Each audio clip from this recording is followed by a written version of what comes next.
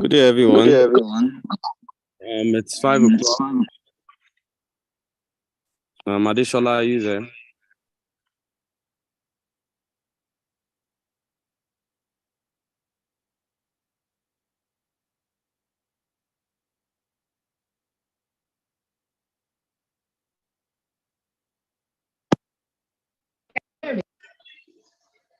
Please, if you can hear me, kindly state in the chat box.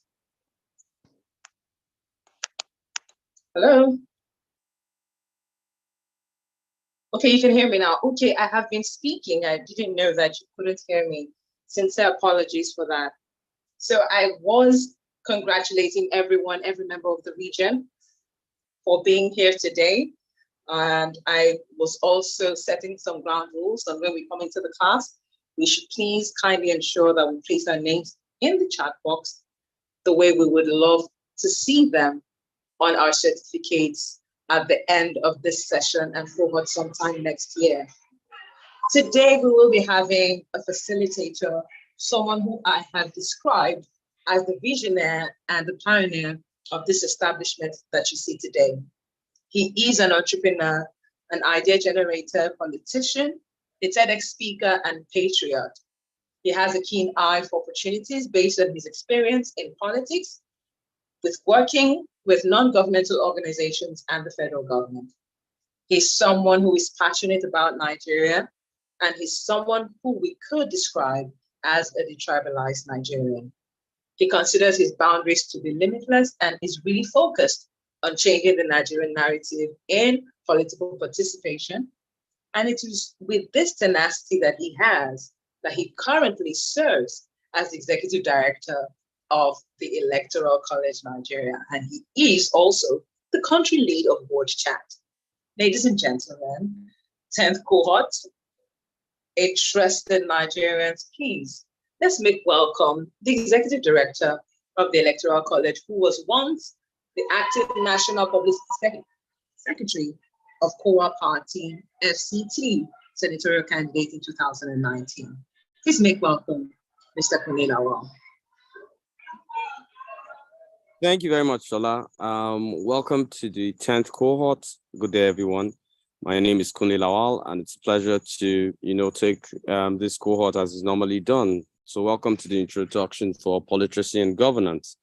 I don't know whether Shola set some ground rules before time, and would like to set the basic ground rules for the class. So your classes are Fridays to Sunday at 5 p.m.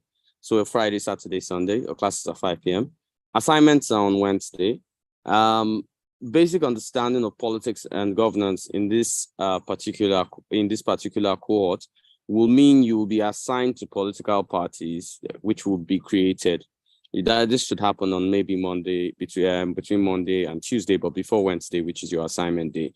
You find the group, join the group on WhatsApp, and then you'll be given an assignment how to build within the system and create what we intend to, what we call a simulation of real life active politics. It's a great pleasure to have you guys here. Like Shola said earlier, my name is Kunle Lawal. I'm the executive director of the Electoral College Nigeria.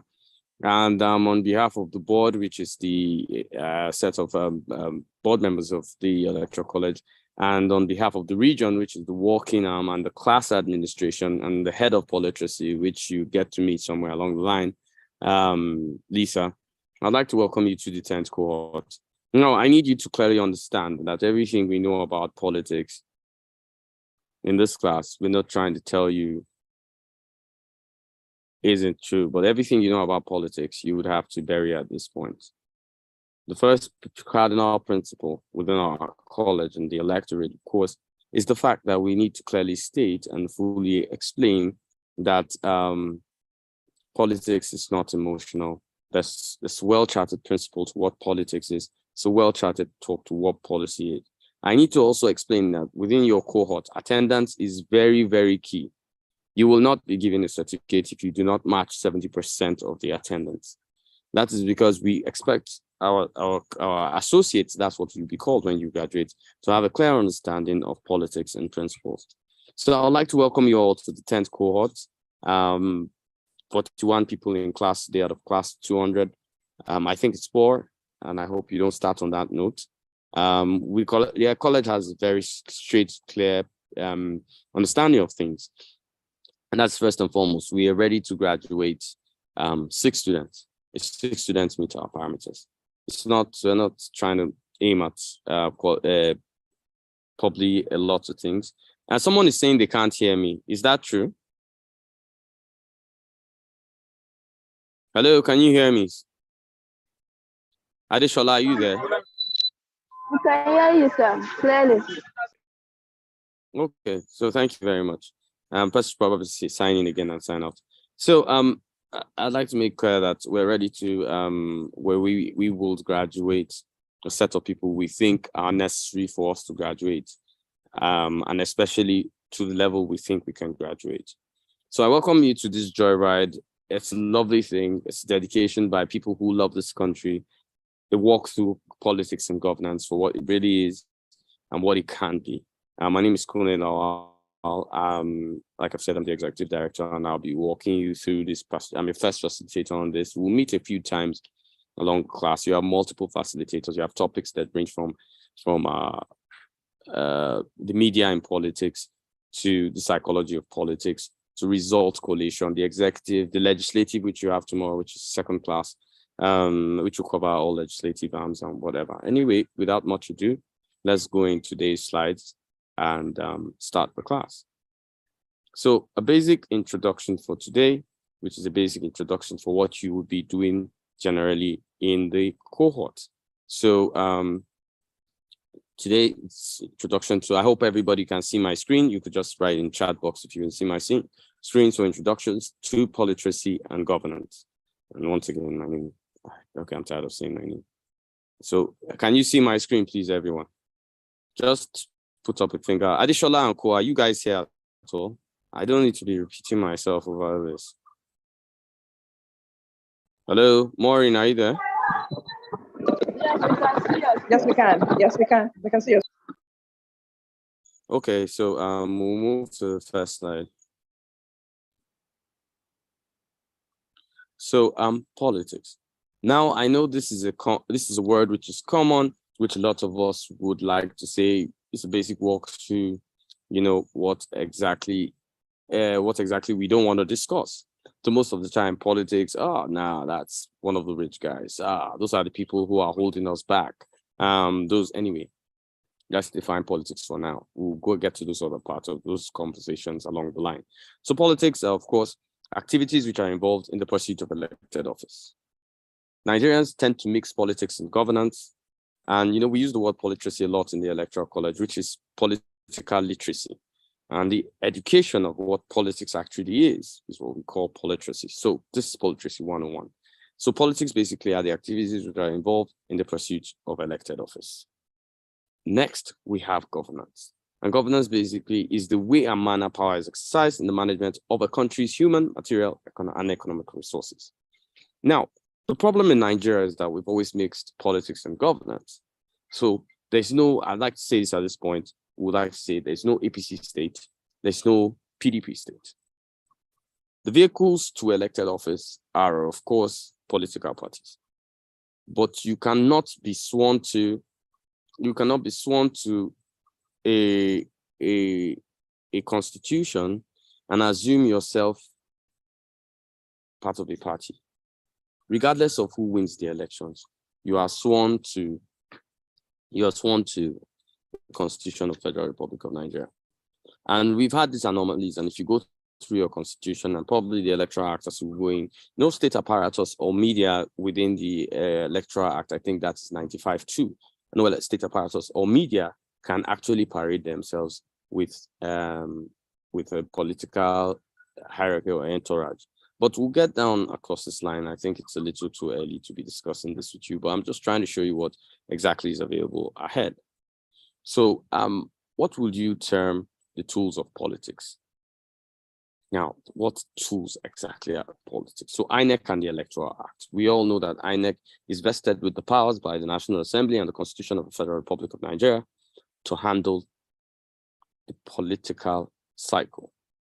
That means INEC is the only one approved to arrange PVCs, run elections at both at federal level, and then also empowered to dictate how the rules are played and how these rules eventually, or the National Assembly actually dictates the rules, but enforced by INEC. That's the best way to put it. So enforced by INEC and the Electoral Act. I'm sure you're aware sometime in 2022, a new Electoral Act was passed.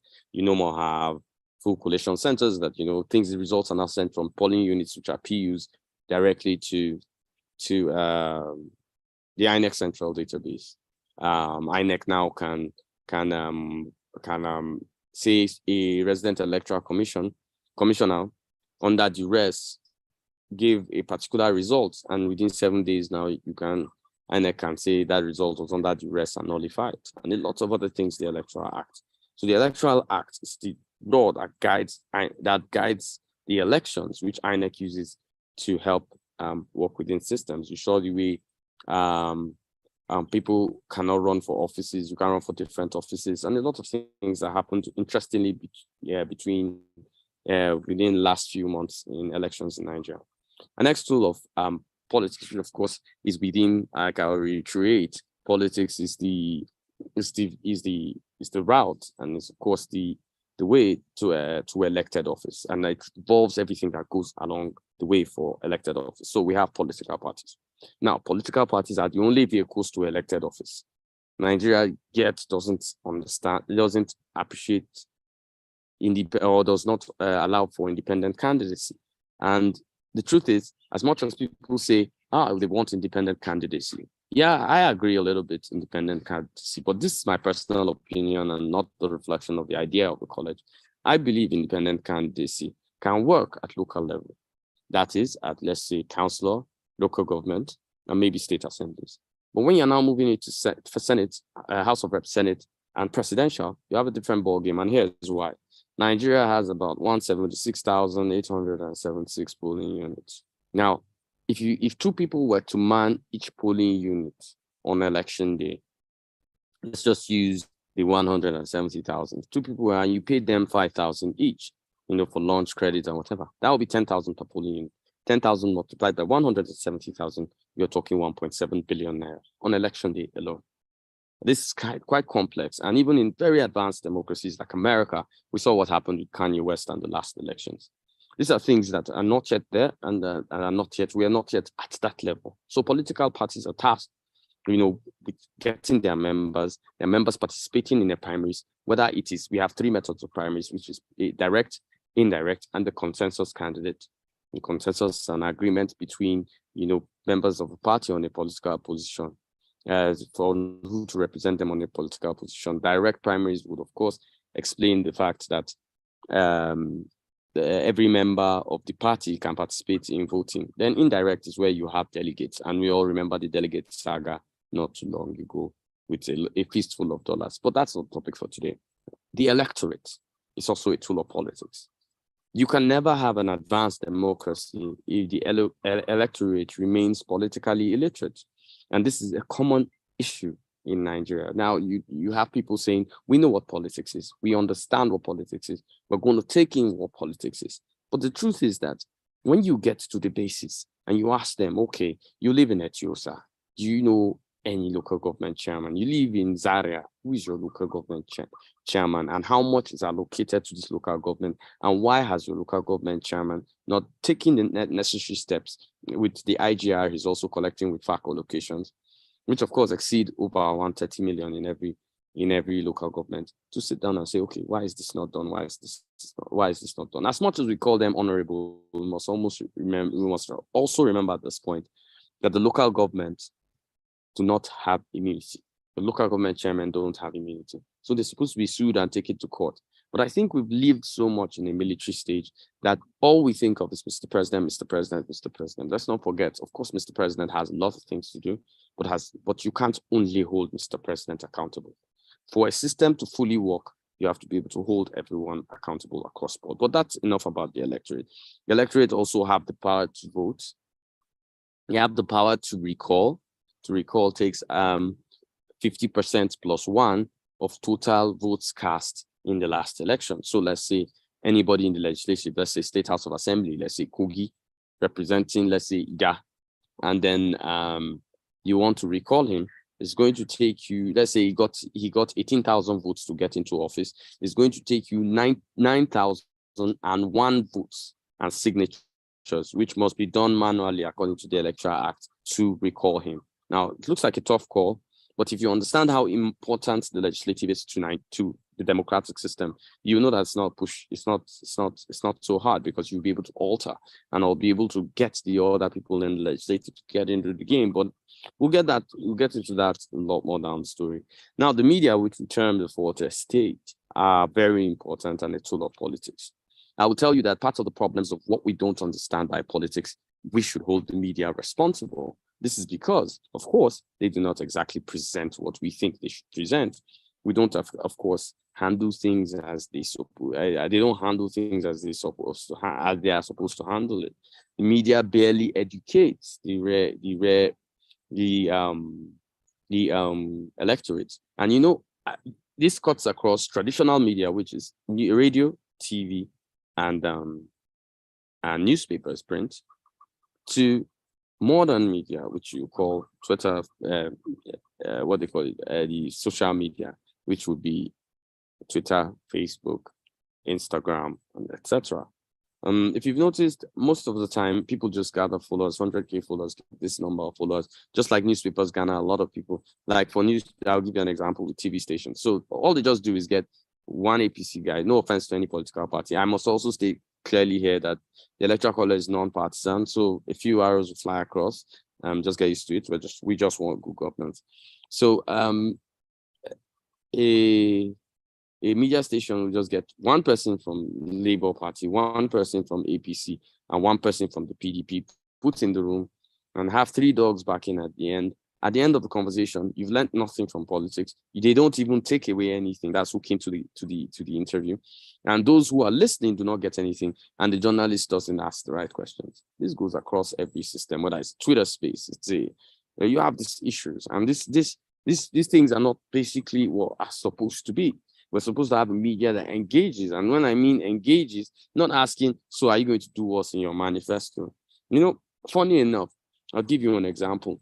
We've had so much intelligent talk about what people are going to do when they assume the office of the president. Do you know one simple conversation that just crossed my mind while we were talking? I've mentioned it somewhere, but it just crossed my mind while we were talking. No presidential candidate has discussed how he's going to act when he receives a half budget which has been spent by another administration. All of them are just talking about new things and what they're going to do. And no, nobody has discussed, okay, by the time I take over in July, I would have had probably no budget. I'd have probably had no money from the last administration, and I'm going to be at point X. So what are we going to do from point X till December, when the Senate gives you your first budget as president? Nobody's having these conversations. Nigerians probably don't even care or want to think about that. They just think if your candidate wins, it means that Nigeria will turn to Graceland or Nirvana. And that is not going to happen. The truth is, we're going to have to learn to work and go through the ropes and do what needs to be done, so that, and in a self-explanatory way, which can help, of course, Nigeria as a country. And we need to get to that point. The next will be a manifesto. Now, we need to understand that a manifesto is a social contract between a candidate, and this is someone who has won, or an aspirant, and I'd like to differentiate a candidate and an aspirant. So an aspirant is someone who wants to aspire for, in this case, political office, saying, okay, I'm going to run for Senate. I'm going to run for local government chairman. I'm going to run as an aspirant. When you have won a primaries, whether through indirect, direct, or consensus candidate, when you've won a primaries, then and you've carried the flag, been presented the flag of the party, and you represent the party, you now become what is termed a candidate. And we need to be able to differentiate and tell ourselves the truth with these differences. And so a candidate, is the one who makes social, or a candidate or an aspirant can make a social contract with the people. If I am in power, within the jurisdictions of my office, These are the hows of how I will achieve this. Not saying, I'm going to put Nigeria on 12 GDP, bros. How? No, I'm going to make climate change and mitigate the effects of climate change. Okay, we know you're thinking of it. How? And the truth is that an electorate or the elected can only be a result of the mindset of the electorate. And we need to start understanding these kind of parameters. So a manifesto is that. Another tool of politics is engagement, town hall meetings, interactions with people on the road, sitting down with National Union of Teachers, talking with ASU, finding out what exactly, because you have to be ready for governance. I remember when some people took over in 2015, it took them 6 months to appoint a minister. And this was someone who's run for office quite a few number of times and should have understood, would have thought he was ready for office. No offense to Mr. President, incumbent president, but governance demands a particular readiness. In 12 hours, you should have your cabinet. You probably should have known your cabinet from when you're running for office. That's another ball game. But the truth is, till we, the citizens, learn to demand such from our leaders, we will never reach such parameters. And this is necessary for what we term the game. So now, what are the arms of governance? We need to understand the tiers of governance, We need to understand this critically. So you have the federal, and no arm of government is under another arm of government. Please note that the arms of government are totally separated. Their powers are also separated. And though they interface because governance is a continuum, they are not, none is subservient to another. So we have the federal government. Now, the federal government, of course, consists of appointed, like every other level, appointed and elected executive or legislative. Now, the federal government at executive level, elected is the president and the vice president. Appointed executives at the federal level will be your DGs, your executive secretaries, your chairman of parastatals, and your ministers, etc., as it goes on. Now, at federal level, your legislative are your House of Rep and your senators, of which there are 360 at the House of Rep, known as, of course, the red chambers, the green chamber, and then 109 at Senate, which is known as the red chambers. That's a legislative level. Then we come down to the states.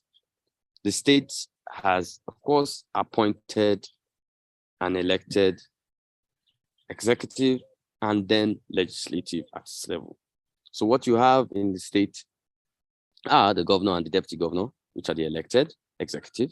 And you have the appointed executive, which are DGs, of course, chairman, executive secretaries, SAs. Some people have 4,000 SAs in some states, which is totally crazy, but that's the system. At legislative level, commissioners too are part of appointed executive.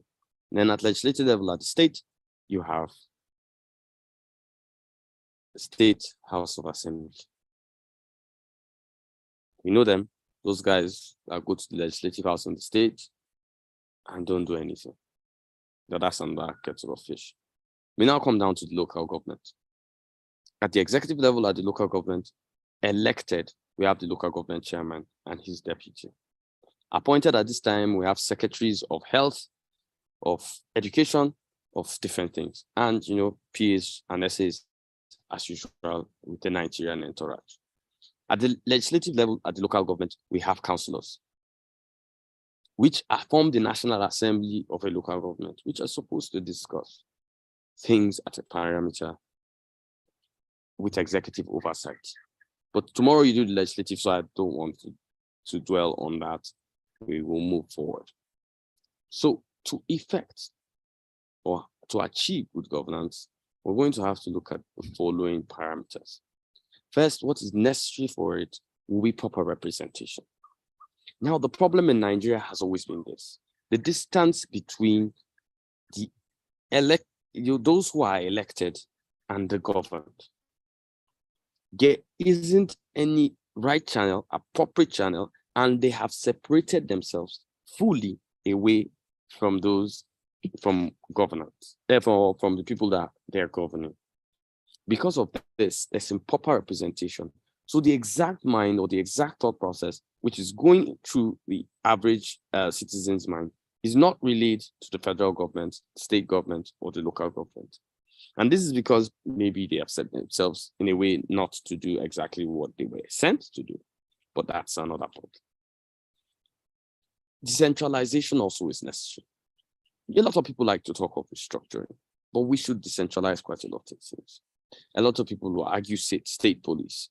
But if you're going to run a country that has over 100 million people, as it's done all over the world, you should be talking of county or local government police. But of course, for the politics and for the mirage that we tend to play around with politics, state police has been what's mentioned. But anyway, that's another problem. Centralization of that, reducing amount of power in the center. Of course, for me, I've always keyed in and said decentralization to the local governments. With the present constitution and the powers conferred on the executive governors, I fear them handling some things. And as of the matter, the example I used was police. And I couldn't just imagine some governors having state police. Imagine Wike with the state police. No further comments. We must also have a level playing field. Now, if the field is not level, a particular set of oligarchs or what the oligarchs want are what will happen in governance. And what the people actually feel will never go anywhere. The rule of law is necessary, not only for separation of powers, but for general understanding of the operations of governance and how it works. And you'll be going over this in the future in this class. Planning is key to achieving good governance. We all remember Vision 2010. I know the rest of the world is in 2022. Nigeria has not yet reached 2010. There's still another one, 2020. And what we've not done. If planning is poor, how can you plan or make a budget in Nigeria? When even according to the constitution, you must have a census every 10 years. Last time Nigeria had a census, it's actually 16 years ago.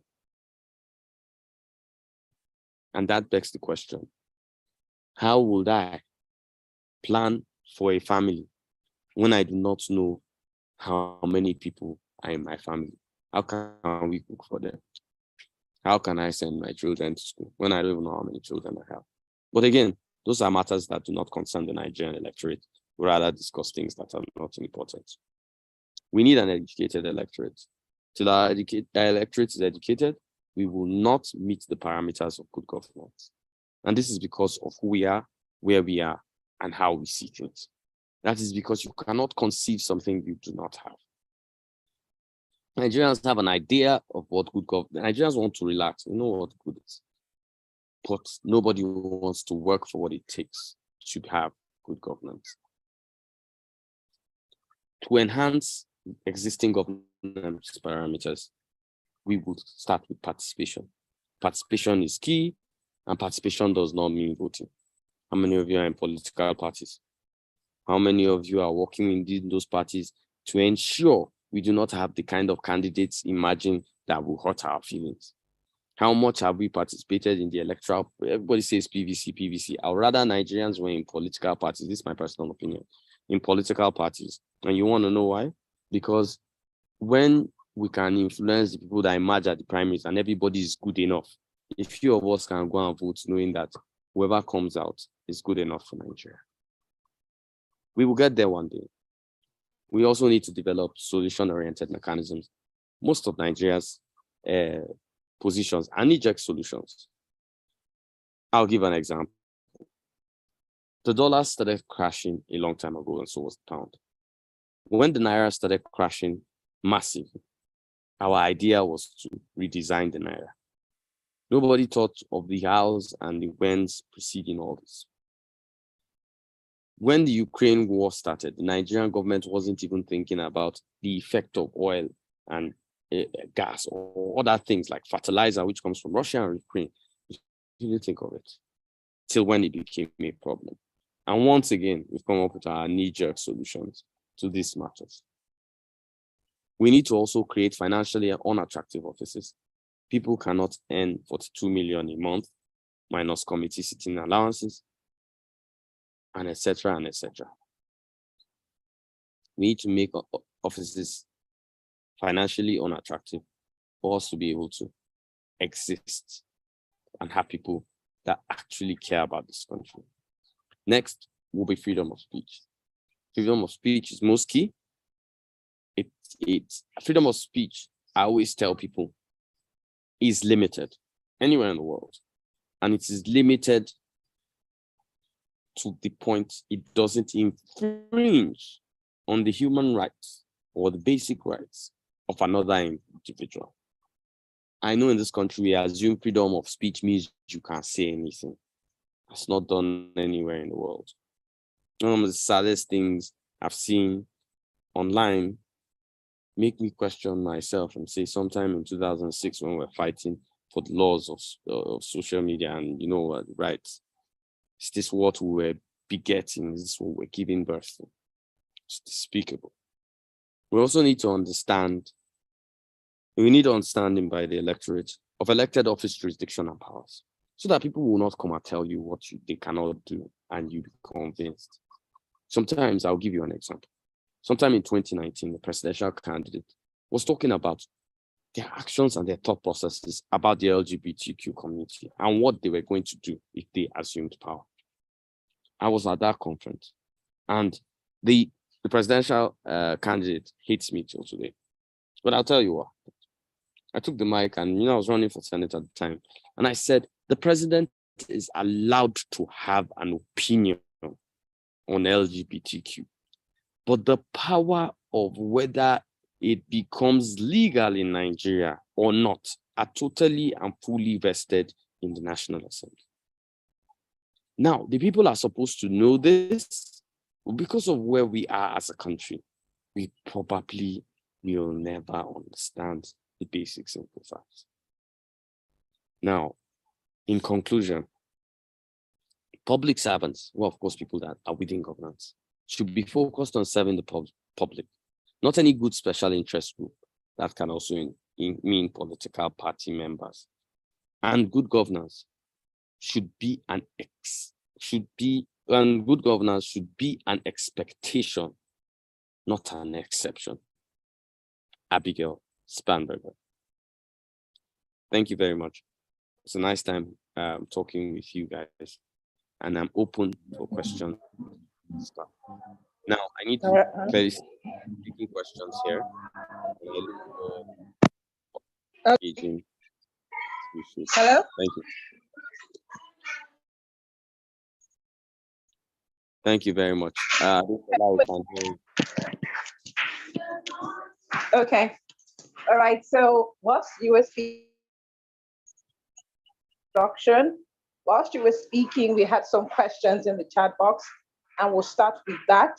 The first question was from Nudin Mukhtar, who asked, what is politics of a civil servant?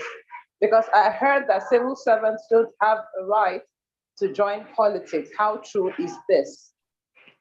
And the follow-up question, another question that came shortly after, our permanent secretaries, I think is closely linked. Our permanent secretaries in ministries appointed executives as political appointees. So maybe we should take those two questions first before moving on to the next set of questions. I think I should have had a breather. Anyway, I'm loving my background. I'm just seeing. Okay. Hello? Hello, can hear you. Okay, so can civil servants participate in politics? Yes. Can they run for office while serving as a civil servant? No.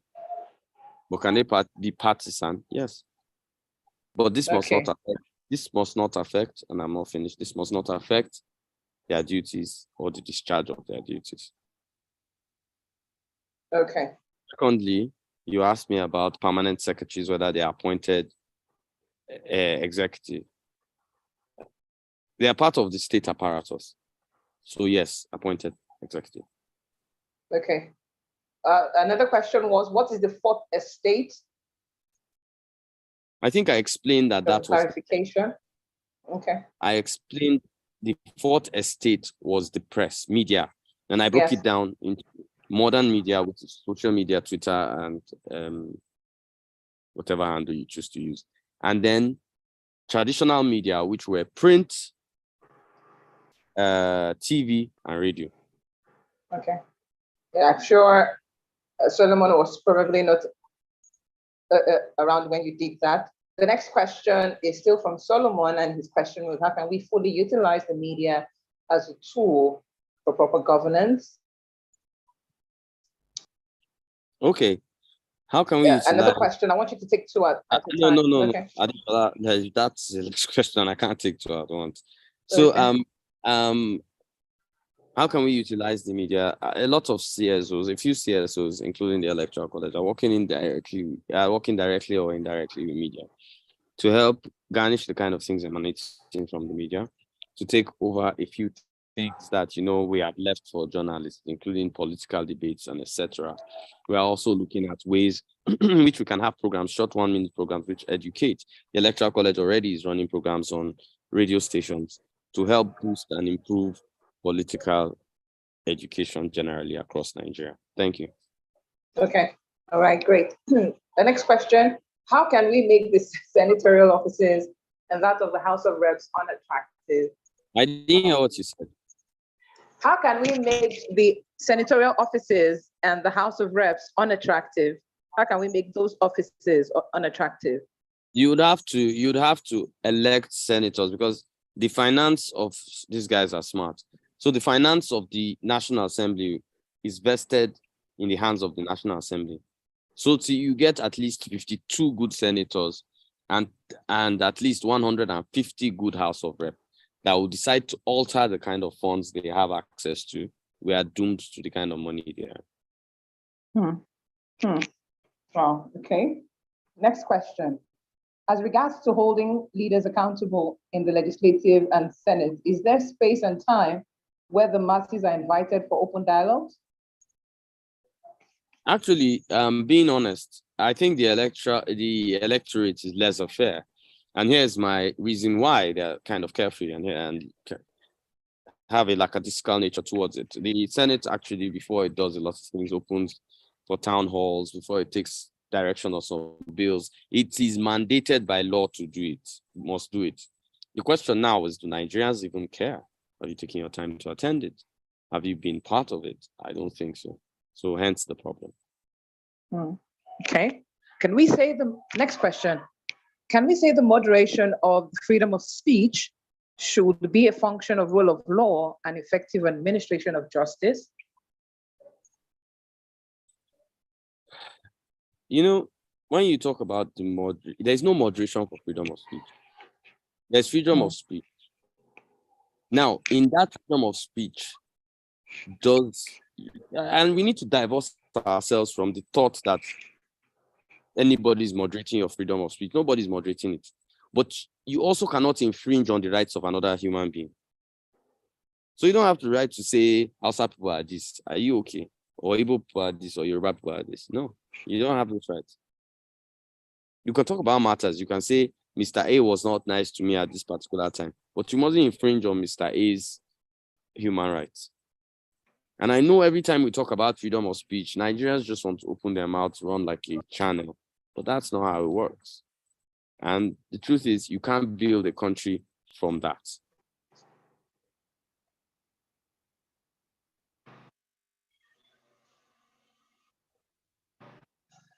Adeshola, are you there? Yeah, sorry, the call just came in.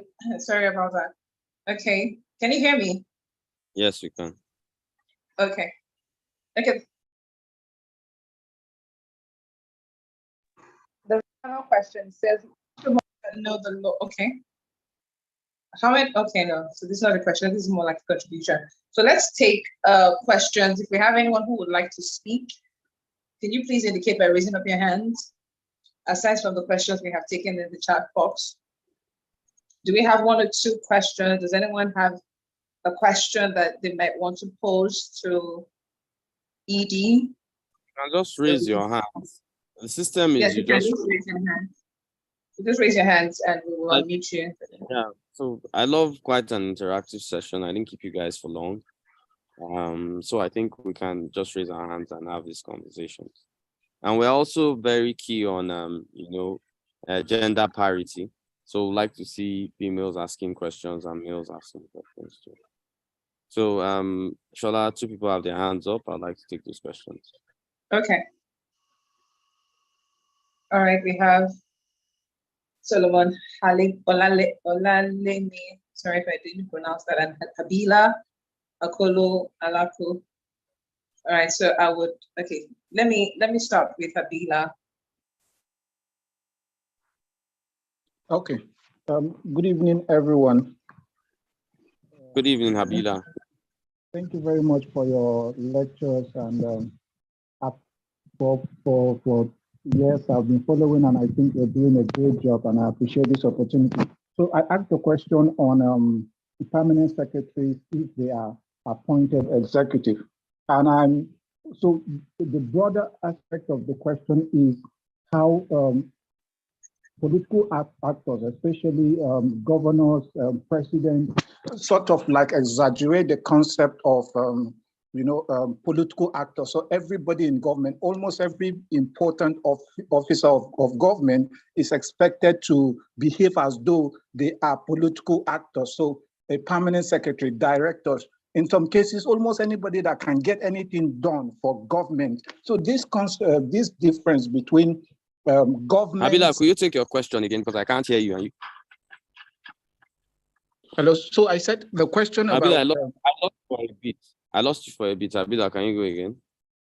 Okay. So I said my question is bordered on how the concept of appointed executive is exaggerated, especially by governors, presidents, to sort of like expand their influence. So I initially thought, and of course I would like clarification, if permanent secretaries are civil servants, like if permanent secretary is the highest position you get to as a civil servant, because I know even in some states, my own state, even directors are expected to act as though they are, sympathetic to a political party, almost anybody that could do anything useful for a government. So the difference between government and political parties. Okay, let me also make this. The provost of a particular institution has been dragged for expressing political sympathy to another party, and the whole argument is that, oh, you are an appointee of this particular government, so you cannot. So that's the line I'm really interested in. Who is Abila, this is just an introductory class. I don't want to go into what you're going to do down the line, but I'll answer your question in the shortest way possible. Yes, sir. Permanent secretaries are, of course, civil servants. Anyone that is not elected that serves in an executive position is an appointed executive. You don't run elections to become a permanent secretary, do you? No. Kabila, of course you don't.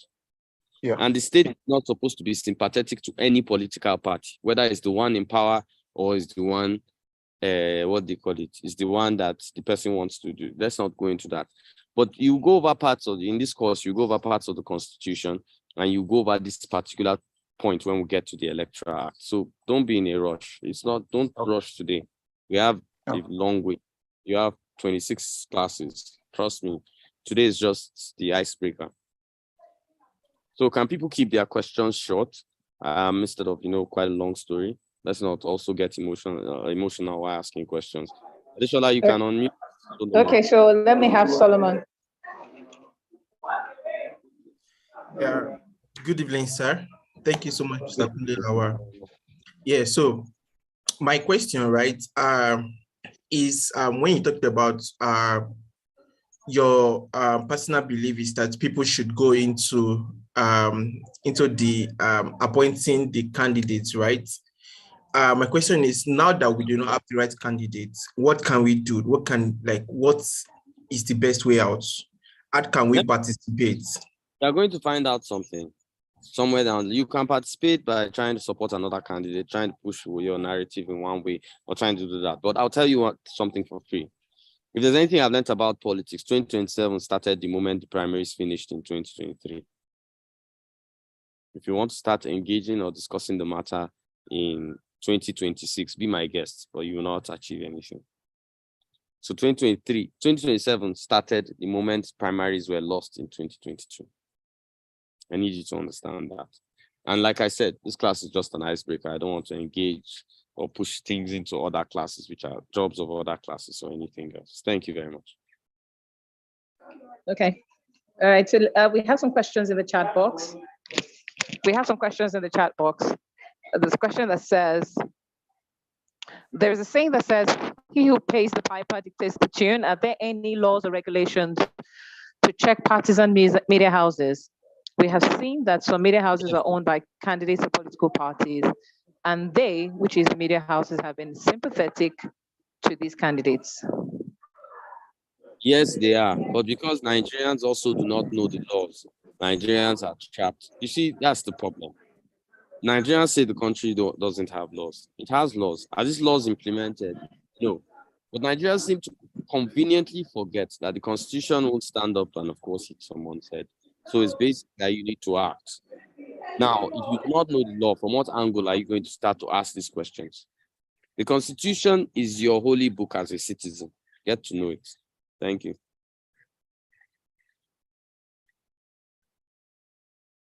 Adishola, are you there?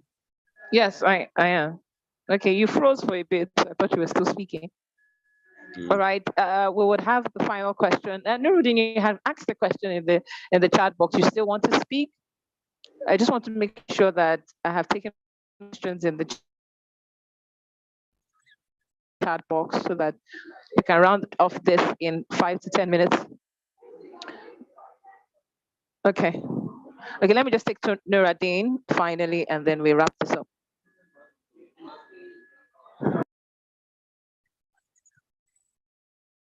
I saw something.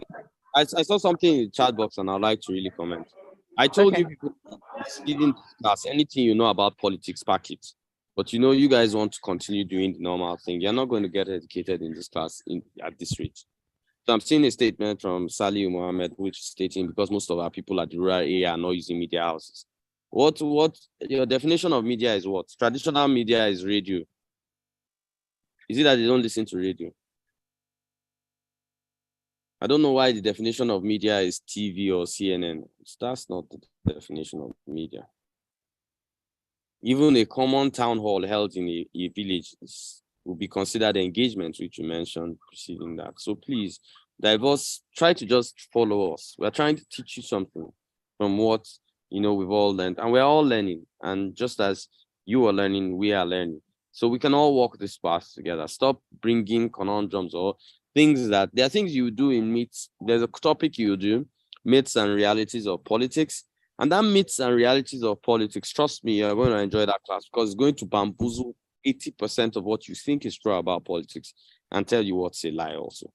So let's just proceed to that. Someone is asking what is the electorate in politics. Me and you that are not running for office, as long as you're not running for office and you're voting, you're the electorate. Yes. Yes, I also saw a question on media in politics. There is a class dedicated to media in politics, so let's just wait till then. Nuruddin, are you unmuted so you can just ask a question quickly?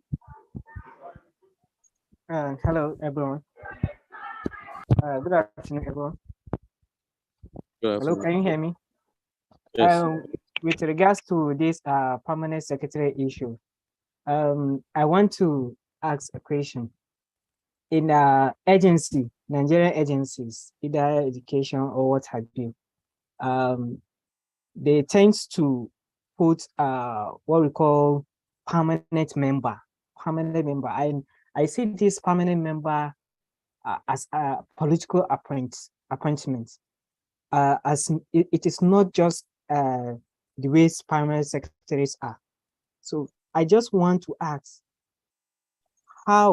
what are the difference between this permanent member and the permanent secretary? I used to Like- see this in agency, Nigerian agency mostly. I used to see this in the Nigerian agency. So I don't know what is the difference between this permanent member and the permanent secretary in the Nigerian agency. So good day, Regards to Nuruddin. politics. Yeah. Nuruddin, I don't know why we are choosing to flog this matter of secretary of civil service Okay. today. Okay. I'm actually not enjoying it because that's not where we're headed. But Okay. I'll try to I'll try to clear you up on that. Okay. They are like okay. board members. They are Okay. just appointed by the government to help the parastatal run properly. Okay. Are they supposed to be political appointees? No. Okay. In the end, you end up being chosen on political and party lines. These are people that are supposed to help constitute a board that helps the executive permanent secretary and the executive secretary of that agency function. They are the think tank, helping to build and provide advice. But we're not there yet. You see, because a lot of things have been done wrongly, it has become a culture in Nigeria. It doesn't mean it is right. And therein lies the problem. So thank you very much, Nuruddin. Thank you, sir. Thank you. All right, great. So do we have, okay. I think we have. All right, we don't have any further questions. Maybe it has to do it. Okay. Sorry, my background is a bit noisy. Okay. So in the absence of Shola being able to make this, I'll tell you something. You have a great chance at this class to do things and learn things that could probably change your entire game and your thought process about things. The power of being in this class and the power of decisions you make in this class is up to you and the participation you choose to have. We're going to, yes, do you want access to this video? Is on the Electoral College YouTube page. Maureen, are you there? Maureen? Yes, I'm here. Yes, Maureen, you shared the YouTube link on the Telegram group. Focus on the Telegram group. Information, course titles, everything is there. A lot of people are putting a lot of work to ensure that this thing, even your class calendar, there's an automated Google Calendar that once you just save, everything just works immediately. You are alerted by class, everything works. We've done this enough to be seamless and it costs you nothing. Okay, except your data. So I look forward to a continued class. Thank you very much for spending your time here with the Electoral College. Thank you for classes we want. It depends on how the classes run. This is an introductory class. Most times classes are 1.5 hours or so, but don't bother yourself about that. Just no class is 5 o'clock. I ensure that as you go along, you get to love the classes and you get to become part of the thing. I look forward to seeing your participation within the political party system. I'd like to welcome the 10th cohort to the Electoral College with powers vested in me by the board and the region. Thank you very much. And it's the end of today's first class. And I look forward to a great time with the 10th cohort. So Maureen, you can shut the class down. Thank you everyone for classes. Have a lovely evening.